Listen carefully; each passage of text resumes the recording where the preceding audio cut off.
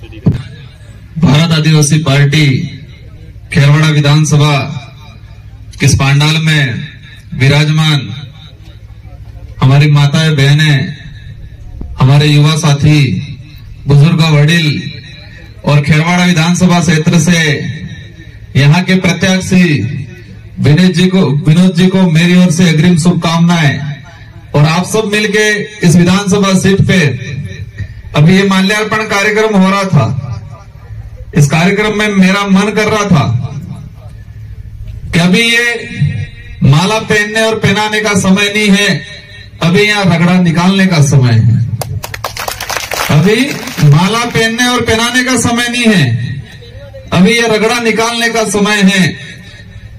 ये लोकतांत्रिक देश है और इस लोकतांत्रिक देश में हर 5 साल के अंदर जनता को अपना अधिकार, अपना जो हक है मत, ये लोकतंत्र की एक चाबी है, उस चाबी को लगाने का समय है। और मुझे उम्मीद है खेरवाड़ा ही नहीं, पूरे आदिवासी क्षेत्र की जो जितनी भी विधानसभा सीटें हैं, इन सारी सीटों पे इस क्षेत्र का जो वोटर है, ये जो वोटर इस बार ये लोकतंत्र की जो कुंजी मानी जाती है, जिसे हम मत कहते हैं, वोट कहते हैं, और ये लोकतंत्र की चाबी इस बार ऐसी लगानी है कि कमल कांग्रेस के ताले हमेशा के लिए बंद हो जाए। साथियों, आप सब आए हो, आपके मन में ये जो भारत आदिवासी पार्टी है, उस पार्टी को लेके, इस विचारधारा को लेके एक पॉजिटिव भावना है और इसके अलावा अनेक सवाल हैं। आपके मन में आशा है कि हम इस संगठन से जुड़ेंगे, ये संगठन हमारे समाज का, इस क्षेत्र का और इस देश के विकास में, देश की उन्नति में बहुत बड़ा योगदान देगा, ये आपके मन में आशा है। और अवश्य ये जो विचारधारा है और इस विचारधारा के आधार पे जो हमने बीएपी बनाई है, ये पार्टी आने वाले समय में पूरे राजस्थान, मध्य प्रदेश, गुजरात, महाराष्ट्र और आने वाले और समय में हम अन्य राज्यों के अंदर भी इस पार्टी और इस विचारधारा का विस्तार करेंगे और आने वाले समय में पूरे देश के अंदर एक मुख्य पार्टी के रूप में इसको जाना जाएगा। लोग कहते होंगे कि क्या हो जाने वाला है, कुछ नहीं होने वाला है।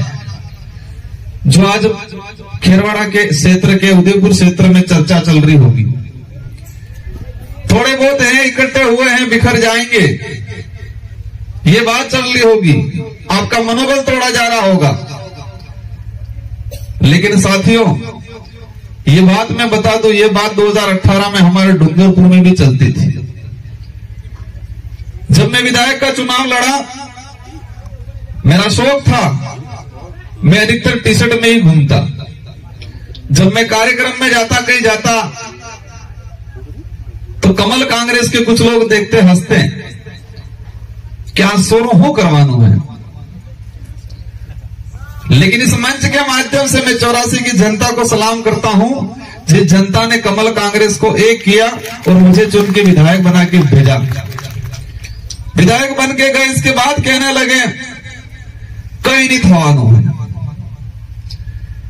लेकिन क्या हुआ न क्या नहीं हुआ, हम तो विधायक बन के गए, ये पूरे देश को पता चला, आप सबको पता चला। और कांग्रेस और बीजेपी जो 70-75 साल से आपस में लड़ रहे थे, वो दोनों एक हो गए। हमारी लड़ाई विधायक बनने, सांसद बनने या प्रधान बनने की लड़ाई नहीं है। ये बात आज कार्यक्रम में आप दिमाग में ठान ले कि ये विचारधारा चुनाव लड़ने के लिए नहीं लाए थे। ये विचारधारा इस क्षेत्र के जो संवैधानिक अधिकार है उसको धरातल पे लागू करे, इसलिए लाए थे।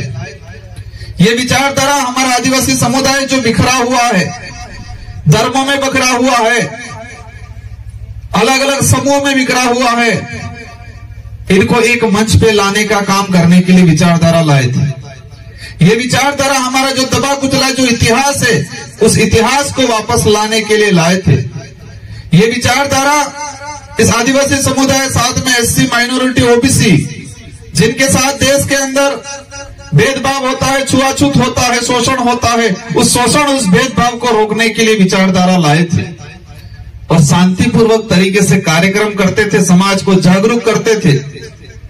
लेकिन कमल कांग्रेस के लोगों के अंदर खुरापाती आई और हमको रोकने की कोशिश की और फिर हमें लगा कि हमारी विचारधारा की सुरक्षा, हमारे क्षेत्र की जनता की सुरक्षा और हमारे जो संवैधानिक हक अधिकार की जो बात जो सड़कों पे बोलते हैं वो बात हम विधानसभा और लोकसभा में जाके बोलेंगे। इस बात के लिए विचार एक पार्टी लाए हम लोग और हुआ बहुत कुछ परिवर्तन। यहां के लिए विशेषकर खेरवाड़ा के लिए कहना चाहूंगा कि हमारे समुदाय में कितना बिखराव हुआ। खेरवाड़ा का कटारा मीणा लगाता है, बल्लभ नगर का कटारा रावत लगाता है जो ओबीसी में है, और डूंगरपुर का कटारा गोत्र का आदमी भील लगाता है, और गुजरात के अंदर जो कटारा है वो राठौड़ लगा के ओबीसी में।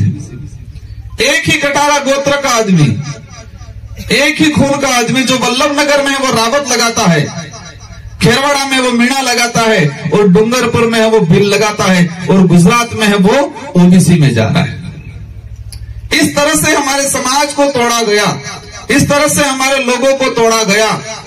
और आज ये विचारधारा आई और ये विचारधारा आने के बाद सारे लोग एक मंच पे आए हैं, अपने आप को भाईचारा बनाने के लिए आए हैं। ये सबसे बड़ी उपलब्धि हुई है। खेरवाड़ा को साथियों को लगेगा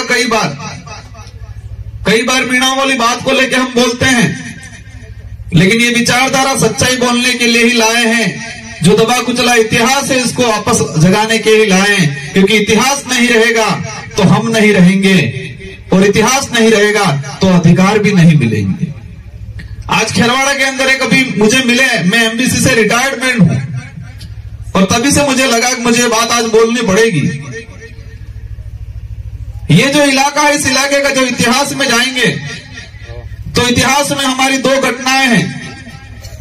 हल्दी घाटी का जो युद्ध हुआ और उस युद्ध के अंदर महाराणा प्रताप के साथ किसकी सेना लड़ी? रावतों की सेना लड़ी थी कि भीलों की सेना लड़ी थी कि मीणाओं की सेना लड़ी थी? इतिहास के पन्नों में क्या बताया गया है? हमारे जो पूर्वज थे, हमारे जो बुजुर्ग हैं, उन्होंने क्या बताया है? इतिहास के पन्नों में भी यही बताया गया है कि महाराणा प्रताप के साथ भीलों की सेना लड़ी थी, ना कि रावत की सेना लड़ी थी, ना मीणाओं की सेना लड़ी थी। दूसरी, हमारा अंग्रेजी शासनकाल व्यवस्था के अंदर यहां एमबीसी का गठन हुआ, भील कोर बटालियन, तो मीणा कोर बटालियन का गठन क्यों नहीं हुआ? एक सवाल, दो सवाल छोड़ के जा रहा हूं मैं कि महाराणा प्रताप के साथ कौन लड़े, और यहां पर अगर मीणा रह रहे थे तो भील कोर बटालियन का गठन क्यों किया? यहां पर मीणा कोर बटालियन का गठन क्यों किया? हमको दबाया गया, हमको इधर इधर बिखरा गया है। और मेरी जो बात मैंने शुरू की कि एक ही कटारा गोत्र का व्यक्ति दो राज्य में बटा हुआ है, 4 भागों में बटा हुआ है, और यही हमारी लड़ाई है कि हमको एक मंच पे लाना है। और इस विचारधारा के आधार पे आज राजस्थान, मध्य प्रदेश, गुजरात, इन सारे राज्यों के आदिवासी समुदाय एक मंच पे आया है, और उसके साथ हमारे माइनॉरिटी, एससी और हमारे गोमंतुक जाति के जो साथी हैं, और सबकी जो मांगे हैं, सबकी जो समस्या है, उन समस्याओं को लेकर आने वाले समय में विधानसभा और लोकसभा में उठाएंगे और इसका समाधान कराएंगे। हमारी लड़ाई किसी से लट लेके नहीं है, हमारी लड़ाई विचारधारा की लड़ाई है, और विचारधारा की लड़ाई को तर्क वितर्क करके हम करेंगे।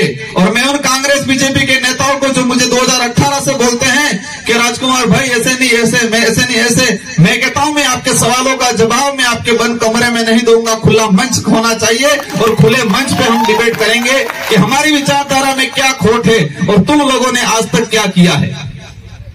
आज तक इस इलाके को वोट बैंक बना रखा था इन कमल कांग्रेस के लोगों ने। चुनाव आते गांव के 2 लोग पकड़ के कहते हैं गमिती साहब, काका साहब, आयम करवानो, अटलो लई जवानो, बाटी दीवानो, वोट अल्लाड़ी दीवानो। एक बात और दिमाग में डाल के जानी है। ये वोट है वो फ्री में नहीं है। हमारे लोगों के अंदर यही आज तक मानसिकता बैठी कि वोट आप जो है तो आलो पड़े पास हो। ये दान में देने का नहीं है। मतदान मतलब मत को दान करने का नहीं है। ये हमारा अधिकार है, हमारा हक है। और ये अधिकार हमारे जो आजादी दिलाने में शहीद हुए उन लोगों ने हमको दिया है, हमारे पूर्वजों की देन है। और इस अधिकार को हमने दान समझ लिया। और ये वोट देने की जो ताकत है, ये जो हक है, उसको हमने फ्री में देना पेड़ खजूरों में पुटल जमालवानो काम कर दी दो आज तक। और इसीलिए आज तक हमारे समाज के जो संवैधानिक अधिकार है वो आज तक लागू नहीं हुए। आज से 5 साल पहले यहां पर लगभग 5% जनसंख्या को पता था कि 5वीं अनुसूची के तहत रिजर्वेशन व्यवस्था है। और ये विचारधारा आई, हर एक छोटा बच्चा समझ रहा है कि 5वीं अनुसूची के तहत हमारे अधिकार हैं। लेकिन कमल कांग्रेस के नेताओं को आज तक नहीं पता चला उस 5वीं अनुसूची को ये 5वीं पास समझ रहे हैं। आज भी आप सबको समझने की जरूरत है। और ये लड़ाई हमारी एकता जो है वो मत के माध्यम से दिखानी है, वोट के माध्यम से दिखानी है। और अभी सरकार की काफी स्कीमें चल रही है। चुनाव के 2 महीने पहले योजना आई, कितनी बढ़िया बढ़िया योजना आई। आएंगे कांग्रेस के नेता भाषण देंगे, क्या कहेंगे? हमने आपके लिए क्या नहीं किया, हमने आपके लिए नमक मिर्च दिया, तेल दिया, दाल दी, और क्या चाहिए। और वैसे बेला कहेंगे हंसी बातें फेर हूं जुजेम कहेंगे। हमारी माताएं बहनें बैठी, मैं उनसे पूछना चाहूंगा कि भी नमक मिल रहा है, मिर्ची मिल रही है, तेल मिल रहा है, दाल मिल रही है, लेकिन वो थैली आ रही है, वो थैली मजबूत है कि अंदर सामान है ही मजबूत है? क्या मजबूत है? थैली मजबूत है, सामान अंदर मजबूत नहीं है। दूसरा सवाल यह है कि थैली ज्यादा समय तक रहेगी कि सामान रहेगा? थैली रहेगी। सामान तो माध्यम था, थैली का प्रचार था। सामान तो माध्यम था, थैली का प्रचार था। 100 ग्राम मिर्ची आ रही है, 4 दिन तक चलेगी, बाकी कुछ होने वाला नहीं है। इन लोगों को एहसास कराना है कि हम तुम्हारी छोटी मोटी योजनाओं में आके चुनाव के वक्त आप लॉलीपॉप दे दोगे और हम आपको वोट दे देंगे, यह नहीं होने वाला। और देश में इन सरकारों की समस्त योजनाओं का जो विरोध करता हूं, जो योजना गरीब जनता को परजीवी बनाती है, गरीब जनता को एक लालच के रूप में दी जाती है, उन सारी योजनाओं का हम विरोध करते हैं। हम चाहते हैं कि हमारा देश आत्मनिर्भर बने। और देश तभी आत्मनिर्भर बनेगा कि इस देश में रहने वाला प्रत्येक व्यक्ति आत्मनिर्भर बनेगा, तो ही हम इस देश आत्मनिर्भर बनेगा। और ये भारत आदिवासी पार्टी की जो विचारधारा है, जिस क्षेत्र में ये विचारधारा काम करेगी, उस क्षेत्र के प्रत्येक व्यक्ति को आने वाले समय में आत्मनिर्भर बनाने का काम करेंगे हम लोग। बाकी ये लोग हालत खराब कर देंगे, हम लोगों की ताकत खत्म कर देंगे, हमारे लोगों की सोच खत्म कर देंगे, तर्क वितर्क करने की शक्ति खत्म कर देंगे। लंबा सोच नहीं पाए, सीमित सोच पाएंगे। और हालत खराब कर दी गई है। और मैं इसको हर कार्यक्रम में एक उदाहरण के माध्यम से समझाता हूं। और वो उदाहरण हकीकत घटना है। मैं आज बताना चाहूंगा कि सरकार की जो योजना आई है, उस योजना को लेके यहाँ के अधिकतर साथी माउंट आबू अंबाजी गए होंगे, माउंट आबू अंबाजी गब्बर गए होंगे। और आपने देखा होगा कि वहां पर अपन जाते हैं गाड़ी लेके,